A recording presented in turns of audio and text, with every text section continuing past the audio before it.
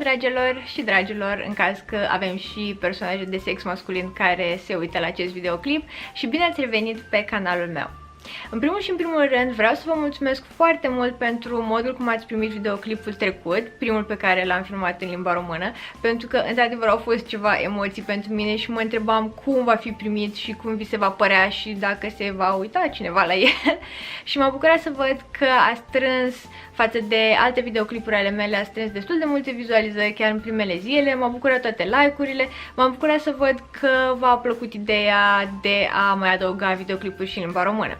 Și din acest motiv m-am simțit încurajată să fac și clipul de azi tot în limba română, bineînțeles cu traducere în engleză, mai ales că vreau să abordez un subiect care știu că a fost foarte mult tratat în YouTube-osfera, să spunem, din afară. În engleză sunt foarte multe videoclipuri pe această temă, dar nu am reușit să văd videoclipuri, cel puțin nu de la vlogger români, în limba română, evident, pentru subiectul pe care vreau să-l tratez cu voi astăzi. Și după cum v-ați dat probabil seama din titlul videoclipului, astăzi vom vorbi despre dinți.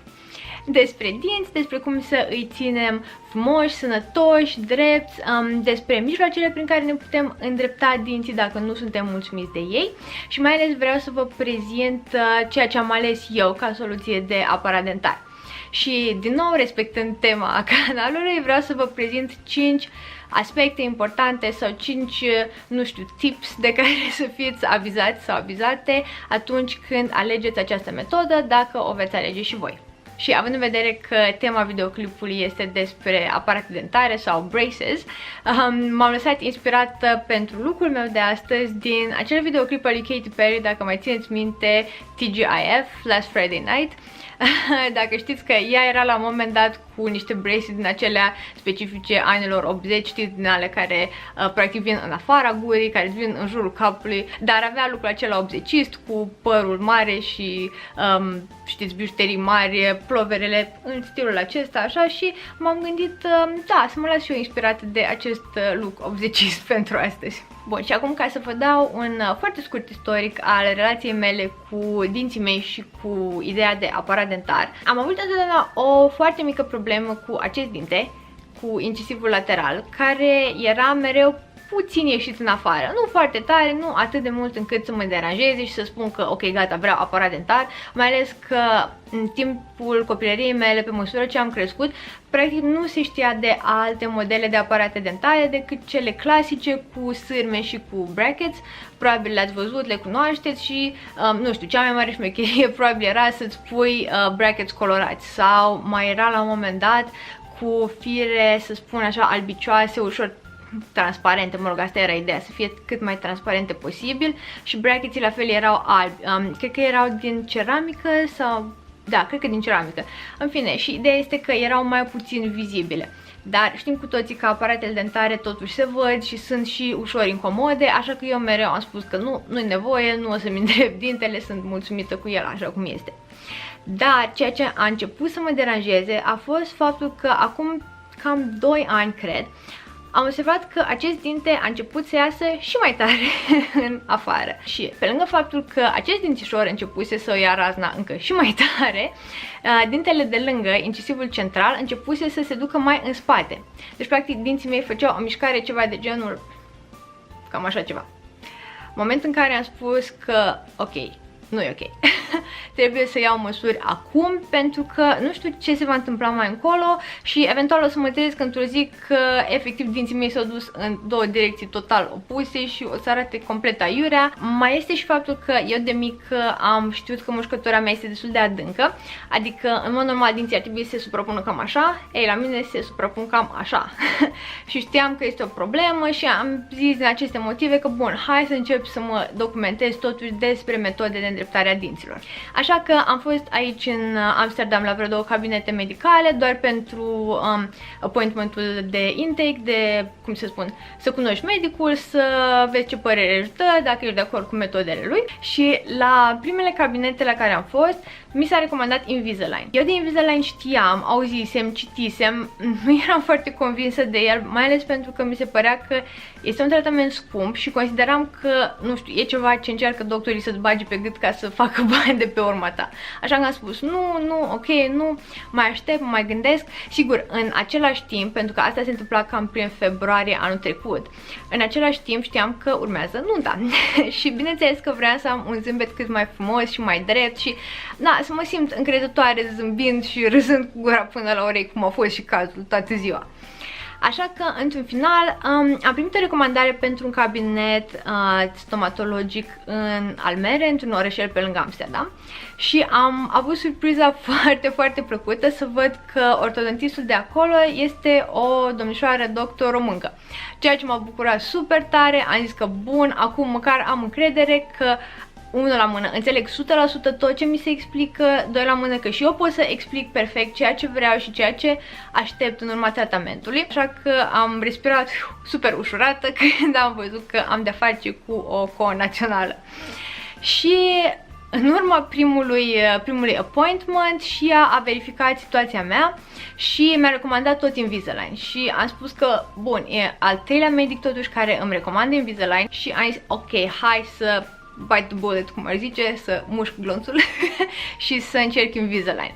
Și acesta este și motivul pentru care am vrut să fac acest clip pentru voi, pentru că sunt mai mult decât mulțumită de cum progresează tratamentul. Încă nu este gata, evident, de moment ce încă port aparatul, dar sunt super mulțumită, am acum aproape un an de experiență, deci pot să vă spun, pentru că ne apropiem de final, și pot să vă dau câteva din impresiile mele și să vă spun câteva, din nou, câteva trucuri, sau mă rog, nu trucuri, dar câteva sfaturi de insider, de persoană care deja a folosit, pentru că sigur, dacă veți alege această metodă cândva în viitor, vi se vor oferi informații de la medic, mi se pare normal, el este, sau ea este prima sursă de informații credibile, dar cred că ajută puțin să auziți și de la o persoană care a experimentat, să știți și din partea userului, să zic așa, cum se simte și ce anume trebuie să faci. Bun, și ca să mai divaghez doar foarte, foarte puțin, promis, și după aia intrăm chiar în subiectul videoclipului, dar vreau să fiți informate și, mă rog, să aveți habar de ce discut eu aici.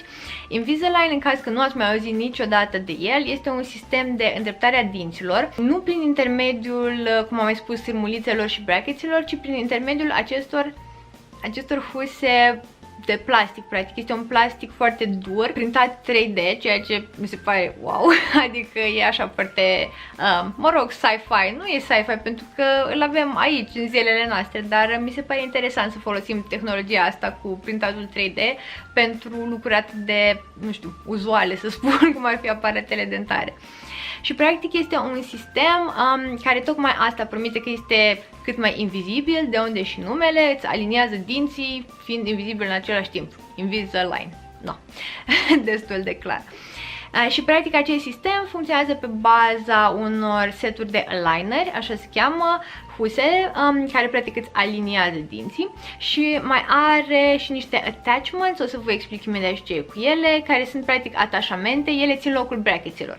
Deci practic față de un aparat dentar normal, husele sunt sâmulițele, iar attachmenturile sunt brackeții. Și am luat, așa să zic, cele mai arzătoare întrebări sau, nu știu, lucrurile cele mai importante pe care mă gândesc eu că e bine să le știți despre Invisalign în cazul în care vă gândiți să vă îndreptați dinții. Și primul aspect pe care vreau să discut este tocmai aspectul și anume dacă este chiar invizibil.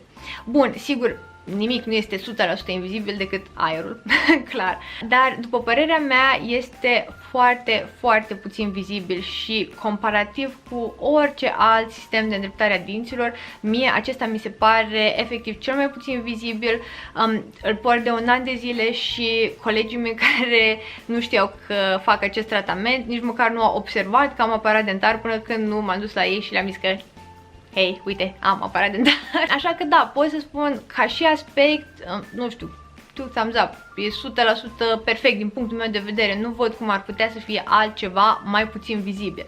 Și în același timp, ca să-i spun așa, invizibilitatea alinerilor depinde foarte mult de voi. Pentru că, și mă rog, dacă vă documentați despre acest sistem, veți citi că alinerii trebuie îngrijiți foarte bine. Eu, din experiența mea personală, vă spun că pentru a păstra alinerii cât mai curați, cât mai transparenți, pentru că ei oricum vor căpăta o ușoară nuanță gălbuie, e normal. Chiar dacă îi schimbați în fiecare săptămână, pentru că practic asta este ideea, să schimbați alinerii în fiecare săptămână cu unii din ce în ce mai drepți, din ce în ce mai drepți, până ajungeți la zâmbetul perfect. Chiar dacă îi schimbați o dată pe săptămână, vă dați seama, mâncați, beți cafea, beți ceai, nu cu alinerii pe dinți și revenim imediat la treaba asta. Dinții oricum se pătează, se îngălbenesc. Sigur, în mod ideal ne spălăm pe dinți după fiecare masă. Câți dintre voi chiar faceți asta în fiecare zi? După fiecare masă, după fiecare ceașcă de cafea, de ceai, de orice. Da, așa ziceam și eu. Deci, practic, oricum rămân ceva decolorări pe dinți, să spun așa. Ei, ele se transferă pe alineri. Și în acest caz trebuie să aveți foarte mare grijă de ei, să îi periați. Cum vă periați dinții, așa periați și alinerii. Pur și simplu îi scoateți și îi periați foarte bine cu peluțe și cu paste de dinți. Practic, când aveți alinerii pe dinți, nu mâncați. Deci nu puteți să mâncați nimic, pentru că riscați să-i rupeți. Și nu vreți asta pentru că, un pic costă. Și discutăm și despre asta în câteva momente. Deci, practic, vă scoateți alinerii, mâncați ce aveți de mâncat, beți ce aveți de băut, pentru că nu puteți bea decât apă când aveți alinerii, pentru că orice înseamnă cola, suc, ceai, cafea, vă vor păta alinerii, vi vor face groaznici. Am văzut, nu exagerez, am văzut alineri maronii pur și simplu pe net, de la persoane care nu au știut sau, mă rog, au știut și au ignorat acest sfat. Nu faceți asta. Scoateți frumos alinerii, băgați ce vreți să băgați, bobinați, beți suc și apoi vă spălați frumos pe dinți, vă spălați alinerii, i-ați pus înapoi. Practic, partea bună este că alinerii se dau jos și se pot pune la loc de către voi, deci aici e din nou o diferență față de aparatul dentar clasic pe care îl operează, să spun așa, doar ortodontistul. Aici, în schimb, voi aveți un pic mai mult control. De aceea depinde foarte mult și de voi să purtați alinerii cât trebuie pentru a avea rezultatele optime.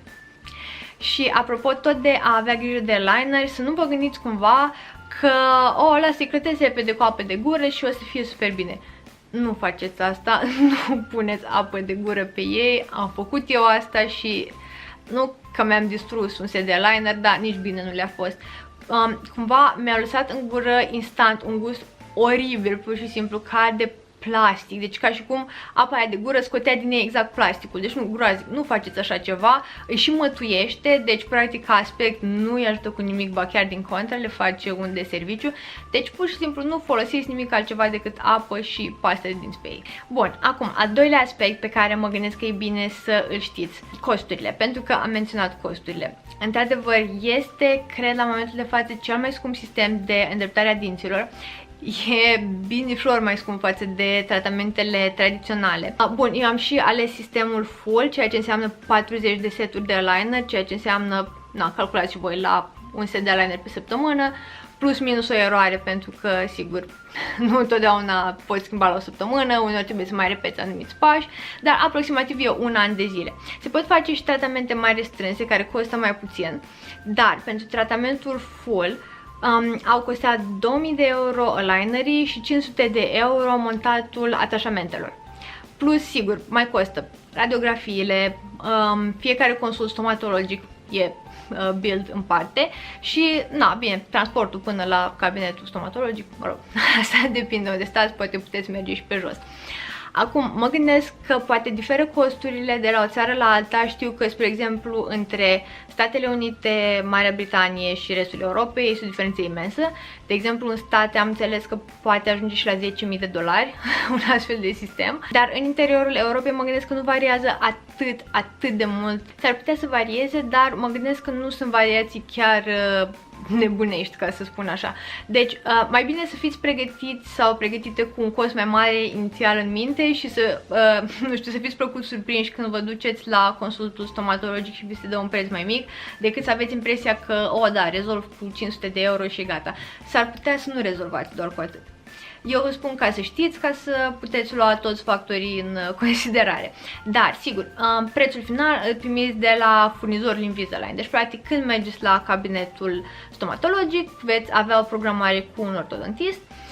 și în acel moment vi se va recomanda, sigur, dacă este posibil Invisalign pentru voi, și vi se va da și vi se va aproxima o schemă de tratament, pentru că schema finală de tratament eu am primit-o din Statele Unite și acolo s-a decis numărul de eyeliner pe care trebuie să îl port, deci durata tratamentului, și mi s-a dat și prețul final. Sigur, nu estimarea, ci prețul final. Și în funcție de schema de tratament, poate dura destul de mult timp, până la un an, după cum vedeți, și acesta este al treilea aspect pe care e bine să îl aveți în vedere, și anume investiția de timp și energie, să spun așa, din partea voastră. Pentru că, bun, sigur, asta este valabil în cazul oricărui aparat dentar, pentru că oricum trebuie să mergeți la ortodontist, oricum trebuie să aveți programări și controle periodice, nu știu dacă lunare, eu mă duc cam la o lună și jumătate, dar e vorba și de investiția de timp pe zi, și anume cât timp trebuie să purtați eyelinerii. Practic se recomandă să-i purtați 22 de ore pe zi și veți vedea din experiența voastră cât de mult efort totuși înseamnă să porți eyelinerii în gură 22 de ore pe zi. Deci înseamnă că timp de 22 de ore, bine, din care sigur 90 le dormiți, practic nu aveți voie să mâncați nimic, ci doar să beți apă. Și o să vedeți că un pic la început, eu cel puțin așa am făcut, trăiam așa cam la program, adică mă trezeam dimineața, bun, mă uitam la ceas când încep să mănânc micul dejun, scoteam eyelinerii, mâncam repede, mă spălam pe dinți, puneam eyelinerii la loc. Ok, 20 de minute, bun. Mă duceam la prânz la serviciu, la noi pauza e cam de o oră, îmi luam jumătate de oră. Mâncam, din nou mă spălam pe dinți, puneam eyeliner, ok, jumătate de oră, deci înseamnă că pentru seara, hai să zic că aș putea să îndrăznesc așa la o oră să iau o cenă mai relaxată. Sau poate, nu știu, mai aveam chef să mai mănânc și eu ceva, că mi se mai făcea foame între mese. Ce să vezi. Și atunci îmi rezervam în capul meu 10 minute pe care să le scad din timpul pentru cină. Deci, mă rog, la început, practic, treci așa un pic ca în armată. Ești foarte, foarte atent cu programul, practic treci după orarul Invisalign. Bun, în timp, sigur, te mai lenevești un pic, să spun așa, sau le mai lași un pic. Nu recomand chestia asta și nu vreau să înțelegeți că nu dau eu sfaturi, pentru că nu sunt ortodontist sau dentist, nu am niciun fel de experiență în domeniu și nu pot decât să vă spun, dacă doctorul vă recomandă ceva, țineți-vă de ce vă recomandă doctorul. Dar eu vă spun din experiența mea, s-a întâmplat uneori să îmi dau jos eyelinerii și să-i las câteva ore. Spre exemplu, primul set de eyeliner pe care am avut nu m-au durut, dar m-au incomodat. Mi-au creat senzația aceea de mâncărime în gingii, probabil cum au copiii mici când le ies dinții prima dată. Și pur și simplu pentru o mică ușurare a acelei senzații îmi scoteam din când în când eyelinerii, lăsam 5-10 minute și mi puneam la loc. Sau tot, în prima săptămână când mi-am pus eyeliner, țin minte, am avut o petrecere la niște prieteni de-ai noștri. Și mă rog, ne-am invitat la cină, am stat câteva ore, am și mâncat, am și băut, sigur, nu puteam să... Am încercat, eu nu puteam să tot îmi pun eyeliner între felurile de mâncare, mă spălam pe dinți, iar îi puneam, a fost o nebunie, până la urmă i-am lăsat. Bun, cred că au fost în seara aia 5-6 ore în care nu am avut eyelinerii. Nu s-a întâmplat nicio tragedie. Sigur, e puțin mai dificil să-i puneți înapoi, pentru că ați fi surprins să știți cât de repede se mișcă dinții și cât de repede și-au poziția programată genetic înapoi. Deci se mișcă repede, așa că trebuie să aveți grijă și să vă puneți totuși eyelinerii la loc. Nu stați o noapte fără ei sau o zi fără ei, pentru că va fi greu sau nu veți putea să vă puneți eyelinerii înapoi și atunci trebuie să mergeți înapoi în pas. Deci ați pierdut o săptămână degeaba pentru câteva ore. Nu merită, zic eu. Acum, următorul aspect important legat tocmai de confort și de durere. Ce pot eu să vă spun este că e posibil să aveți ceva dureri, nu zice nimeni că nu, dar comparativ cu aparatele dentare tradiționale e mult mai puțin dureros, mult mai puțin dureros. Asta și pentru că, părerea mea, pentru că din câte am înțeles, la aparatele tradiționale te duci la ortodontist, cred că o dată, nu știu, o dată pe lună sau o dată la 2 luni, ceva de genul, și ți se reglează aparatul dentar cât pentru următoarea perioadă când nu te mai vezi cu ortodontistul. Deci este un stres mult mai mare pus pe dinți din prima. Pe când cu eyelinerii, având în vedere că îi schimbi o dată pe săptămână, practic schimbarea aceea se face în incremente mult mai mici și e mult mai confortabil, nu te dor, nu te deranjează dinții. Eu v-am spus, la primul set de eyeliner am avut ceva mă rog, ceva deranj să spun, nici măcar n-a fost durere și după aceea nu am mai avut acest fenomen, nu s-a mai întâmplat. Ce se mai poate întâmpla este ca alignerii în sine, pentru că au anumite mărginuțe și o să filmez un set de aproape, un set proaspăt, curat, pe care îl scot din cutia sigilată, nu vă arăt eyeliner folosiți, că nu cred că vrea nimeni să vadă asta. O să vedeți că au anumite mărginuțe care pot fi puțin dure. Ei, eu am văzut într-un videoclip pe YouTube care sau am citit pe un blog că poți să pilești ușor mărgiunța. Ușor, nu vă băgați în ele acolo până nenorociți că după aia poate nu mai stau pe dinți. Dar puțin se poate pili mărginuța și eu am făcut asta într-adevăr la un set pentru că îmi rodeau de acum obrajii pe dinăuntru și am zis că eu nu pot să rezist așa o săptămână, deci deja după 2 ore aveam rană și am zis că nu e ok.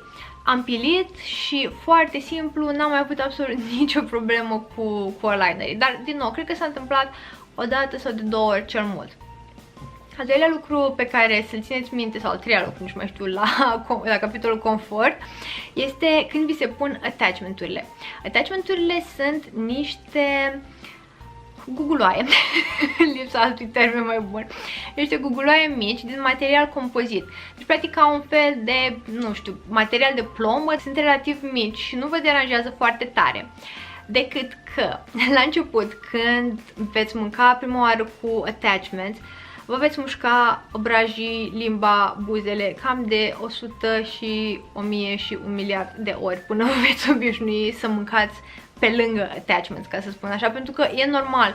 Practic, dintr-o dată v-au apărut niște țepișoare așa pe dinți cu care nu sunteți obișnuiți, nu știți să mâncați, evident, memoria mușchilor, limbii și gurii nu e formată.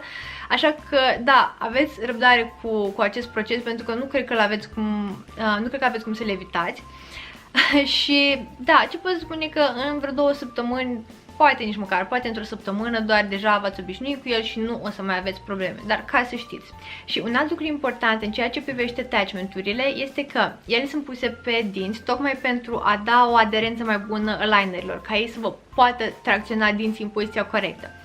Ei, în prima săptămână nu vi se pun atașamente, primiți doar eyeliner. După o săptămână, sau cel puțin așa a fost cazul meu, m-am întors la ortodontist, mi s-au pus attachment-urile, mi s-au dat niște eyeliner cu un fel de bubbles, așa, cu un fel de balonașe, spaci pe eyeliner în care practic intra attachment-ul. Ei, în momentul în care se face tranziția aceea de la eyeliner fără attachment la eyeliner cu attachment, wow!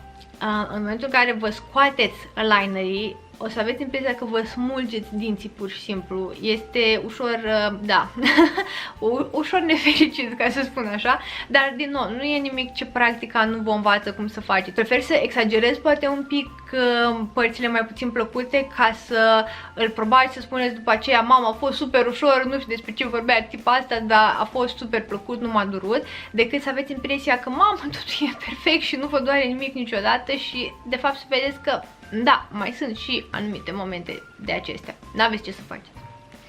Iar acum al 5-lea și ultimul lucru important pe care mă gândesc eu că e bine să-l știți și asta din experiența mea, deci nu știu dacă neapărat vă va spune ortodontistul, apropo de ceea ce spuneam, de scosul eyelinerilor, pentru că poate aveți impresia că e ceva foarte puțin important, oricum o să primiți o grămadă de informații în ceea ce privește sistemul acesta și veți fi așa poate ușor bulversate de multitudinea de informații pe care trebuie să le asimilați.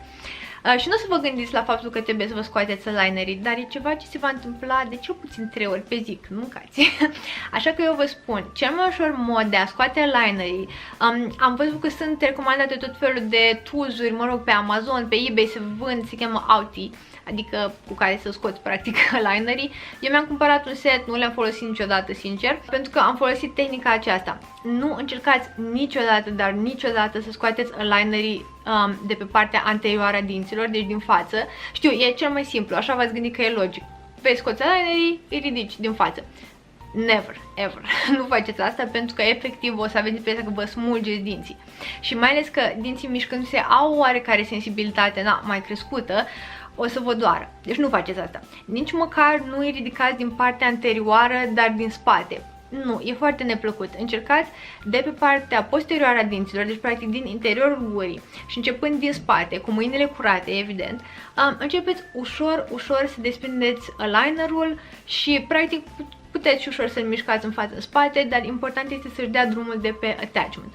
Dacă faceți asta, vă va fi mult mai simplu, mult mai ușor, va dura mult mai puțin, pentru că da, la început poate să fie frustrant și poate dura poate și câteva minute, vă trece foame până v-ați scos voi alignerul sau s-a terminat pauza. Dar na, se întâmplă, până vă învățați cu sistemul nou, e ca orice lucru nou. Dar sper să vă ajute acest sfat și mă rog, eu sper să vă ajute toate sfaturile pe care vi le-am dat din experiența mea directă. Bun, acum mai sunt foarte multe lucruri de discutat despre acest sistem, nu știu, poate aveți și voi curiozități, poate știți deja despre el, poate ați folosit chiar unii sau unele dintre voi și m-ar interesa să aud sau să știu dacă sunteți interesați, dacă, nu știu, dacă aveți întrebări, oricând mi le puteți pune în comentarii, eu vă răspund. Din nou, nu sunt specialist în domeniu, nu pot să vă dau părere avizată, nu pot să vă spun dacă Invisalign se potrivește sau nu, asta chiar numai un ortodontist poate să vă spună și vă spun din prima ca să nu fiți dezamăgite, Invisalign nu e potrivit pentru orice caz. Dacă aveți, nu știu, tulburări serioase de dantură, de mușcătură, de eu știu ce alte probleme pot fi, e posibil să nu vi se potrivească Invisalign, deci nu disperați. Dar pentru cazurile mai ușoare, cum din fericire am fost și eu, se poate folosi cu încredere și eu îl recomand din tot sufletul. Nu sunt, nu știu, sponsorizată sau plătită, nu sunt afiliată cu ei, slavă Domnului, am plătit tratamentul, nici măcar n-a fost acoperit de asigurare, așa că vă dau efectiv părerea mea. Dar mi s-a părut, sincer, un mod foarte simplu și foarte ușor de a-mi rezolva problema cu dantura. Sunt super fericită acum, nu știu, zâmbesc poate mai des, cu mai multă încredere. Nu mai observ că încerc să mă ascund în dreptul mâinii când zâmbesc. Deci, da, pentru încrederea aceea în sine și pentru ușurința până la urma procesului, pentru că, sigur, sunt și aspecte puțin mai dificile, dar una peste alta mi se pare un sistem foarte simplu și foarte plăcut de folosit. Deci pentru toate astea eu aș recomanda din suflet Invisalign. Și din nou, dacă aveți întrebări sau comentarii, dacă v-a plăcut videoclipul sau dacă v-a plictisit videoclipul sau ce știu eu, puteți să lăsați comentarii în căsuța de mai jos absolut oricând. Mulțumesc dacă ați ajuns până aici, știu că din nou am vorbit un car și jumătate, dar da, ce pot să spun, sunt subiecte care mă pasionează și na, tot ce ține de, nu știu, de frumusețea dinților, sănătate, încrederea în sine, mă rog, subiectele astea mereu mă vor pasiona și voi vorbi la nesfârșit despre ele. Deci mulțumesc dacă ați ajuns până aici cu vizionarea. Dacă v-a plăcut videoclipul, dați și un like mare, mare, ca să știu și eu că v-a plăcut, că v-a interesat, că v-a încântat. Dacă nu v-ați abonat la canal, mereu o puteți face și în felul acesta veți fi avizați, atenționați, cum vreți să spuneți, când uploadez un videoclip nou. Și cam atât de aici în seara aceasta. Tot ce pot să spun este că sper să aveți un weekend cât mai frumos în continuare și o săptămână foarte bună în față și ne vedem aici sâmbătă viitoare. Pa!